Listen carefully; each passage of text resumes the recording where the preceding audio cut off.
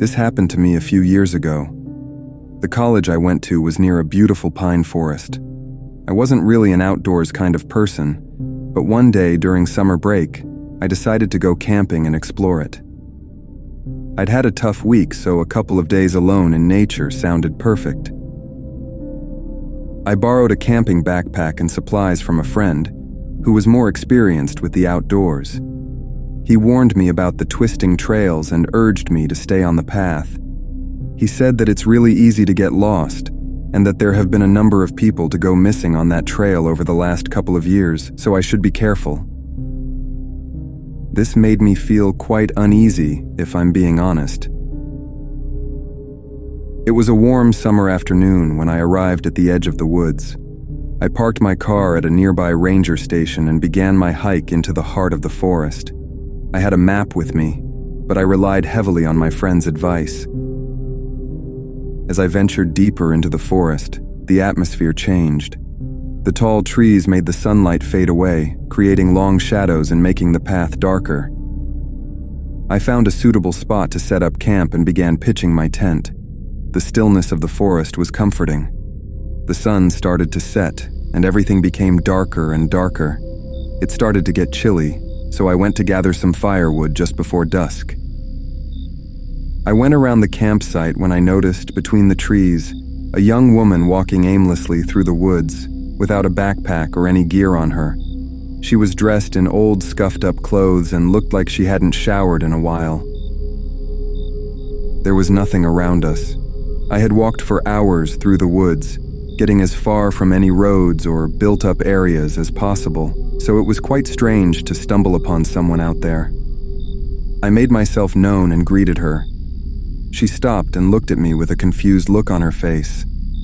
I introduced myself and asked her what she was doing out here all by herself at this time of the day. She said she'd been with a hiking group, but she got separated from the group and was now lost. When she was talking about it, though, she didn't seem distressed or worried at all. I told her that she can stay with me for the night, and in the morning, I'd take her back to the ranger station so she can get in touch with her group. She helped me gather some firewood, and then we went back to the campsite. I gave her some of my food and water and asked her about her life and whether she went hiking often, just to take her mind off things. She didn't talk much and answered most questions with a single word or phrase. I figured that she's probably still in shock from getting lost, so I stopped talking. We stayed quiet for a few minutes when she suddenly started asking me strange questions, like if I had ever seen a person decapitated and other weird things like that. I got really unnerved by the conversation that was forming, so I told her we better call it a night as we had a long hike back to the station in the morning. I told her she could sleep in the tent while I took my sleeping bag out and laid it near the fire. She went inside the tent. I got in my sleeping bag, and not long after, I fell asleep. In the middle of the night, I woke up and saw the tent wide open. I looked around and noticed the young woman going through my bag. I asked her if she needed anything, and she wanted to know whether I had a knife. I asked her why she needed it, but she just got annoyed, told me to forget it, and went back into the tent, zipping it up. I was starting to get even more weirded out by this girl. I looked at the time and it was around 3 a.m., so I went back to sleep. I kept waking up every few minutes and couldn't really sleep well. About an hour later, I woke up and went to relieve myself a bit further from the campsite so as not to disturb her. When I turned around to go back, I saw the tent wide open again. When I went back, I looked inside, but she wasn't there. I looked around the campsite and called out for her, but there was no response. This was getting too weird for me, so with only an hour left until dawn, I decided to pack up and start heading back, while using my flashlight to guide me through the darkness. I must have walked for only a couple of minutes when I heard a few sets of footsteps coming from back near the campsite. I immediately turned off my flashlight, fearing the worst, and looked back. In the distance, I saw 3 people with flashlights looking around the campsite. I heard faint voices, and one of those voices I recognized as the girl. My heart sank into my chest, and I started walking quietly down the trail in the opposite direction from them. I walked until I could no longer see them and quickly picked up the pace. The sun was starting to rise, and I made my way back to the ranger station while looking over my shoulder at every step. When I went back, I told the rangers about what happened, and they said that they'll send out a team to investigate. They hadn't heard of any hiking groups going out on that trail, and nobody was reported missing in the last few days. I got extremely unsettled and couldn't help but wonder what I stumbled upon that night. When I told my friend about it, he was as creeped out as I was. Fortunately, I came back safe and sound, but I always wondered what actually happened to those missing persons my friend had mentioned, and if I was about to endure a similar fate if I hadn't left in time.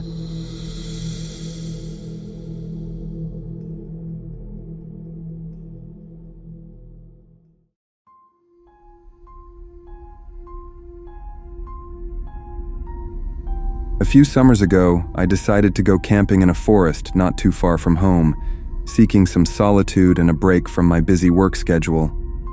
I'd usually go camping with friends, but this time, I wanted to spend some time just by myself and gather my thoughts. I arrived at the forest early in the morning, the sun just starting to pierce through the tall trees. The scent of pine surrounded me as I set up my tent, eager for a few days of relaxation. I knew the forest trails well, having hiked them pretty often, and I felt confident in my ability to navigate the woods. The first day was everything I had hoped for. I explored the trails, enjoyed the beauty of nature, and cooked my meals over a campfire. After sunset, I settled into my sleeping bag, listening to the sound of crickets and the distant hoots of owls.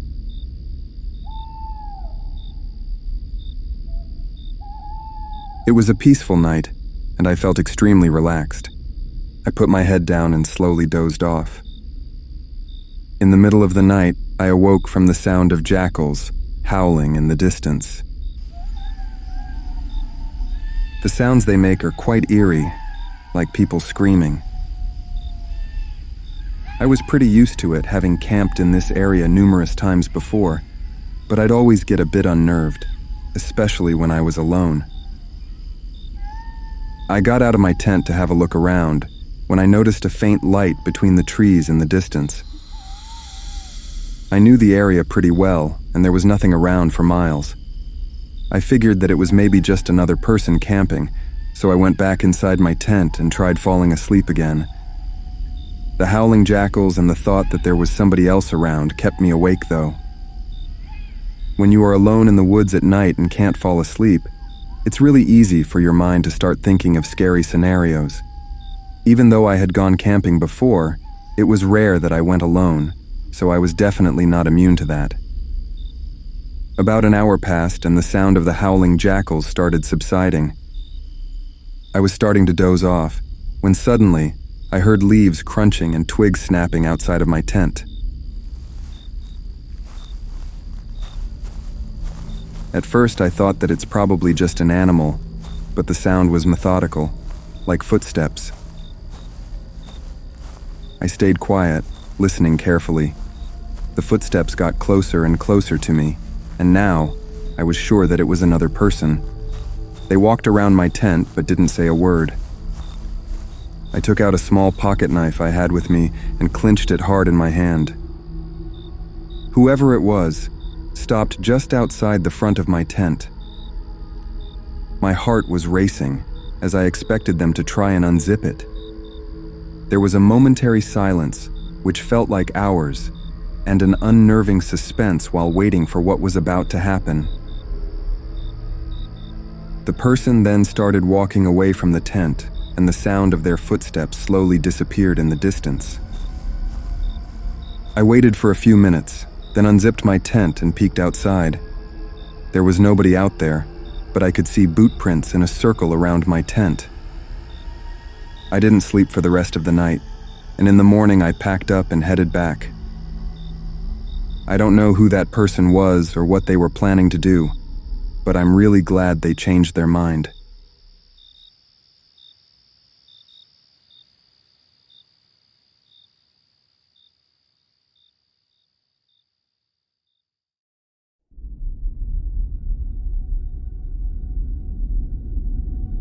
Last year, I decided to take a solo camping trip in my old RV. It had been a while since I used it, so I figured it was time to hit the road again. The destination was a remote, untouched forest that I had heard about from a friend. He had warned me that it was quite isolated, but I craved the solitude. He mentioned a lake and an old dirt road that led to it, on the edge of the forest.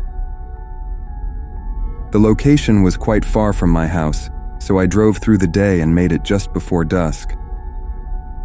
As I parked the RV at the edge of the forest near the lake, I couldn't help but admire the peaceful surroundings. It was the perfect setting for some much-needed relaxation. The first few days of the trip were really nice. I explored the woods, hiked the trails, and lounged by the campfire watching the sunsets. But on the fourth night, that peacefulness turned to terror. It was my last night before I headed back. It had started raining earlier, and I was alone in my RV, reading a book and drinking some tea. The only source of light was a dim lantern hanging from the ceiling. Just when I was about to turn in for the night, I heard a faint tapping on the RV's window. I chalked it up to a tree branch or maybe even a small animal, but the tapping grew louder and more insistent. I put my book down, dimmed down the lamp, and pulled the curtain to look through the window. I couldn't see anything except darkness and rain falling down. I stayed silent for a few minutes, while listening intently for any other sounds. All I could hear, though, was the sound of rain and rumbling thunder in the distance. I returned to my book, and about 30 minutes later, I was startled by a knock on the door of my RV. My stomach dropped. It was the middle of the night, and I was in a very remote location, away from everything. There were no other RVs or cars near me, so I couldn't think of a rational explanation why somebody would be there knocking on my RV. I sat in my chair and didn't make a sound, hoping whoever it is would go away. All of a sudden, I heard them trying to open the door. I didn't know what to do in that situation and was starting to panic, so I said, "I have a gun in here, buddy.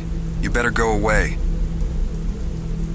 They immediately stopped trying to force the door open, and I felt a moment of relief. I didn't actually have a gun with me, but I was glad that my bluff paid off. I quietly made my way to the front of the RV to look through the window. I pulled aside the curtain, and my heart leaped into my throat. There, pressed against the glass, was a face. It was a pale, emotionless face with hollow eyes, staring at me. My body froze. My first instinct was to start the RV engine and get out of there, but as I looked further out, there were 2 cars blocking the dirt road I came on. As I watched in terror, the face moved away from the window and went towards the cars. The fear I felt was immense. I picked up my phone, and just as I was about to call the police, I heard several car doors closing. I peeked outside the window and saw 4 men approaching my RV. I decided that I wasn't going to take any chances with them, so I started the RV and drove towards the tall grass, which was next to the dirt road. By some miracle, I didn't get stuck and managed to go around their cars. As I looked in my side mirror, for some reason, they didn't chase me. I guess that they didn't expect me to start driving, and whatever they were planning was not worth it anymore. They were obviously not afraid of me having a gun, so whatever their intentions were, it couldn't have been anything nice. I made my way back to the main road and then got onto the highway. I drove all night while being paranoid and scared of every car passing me on the highway. that it could be them.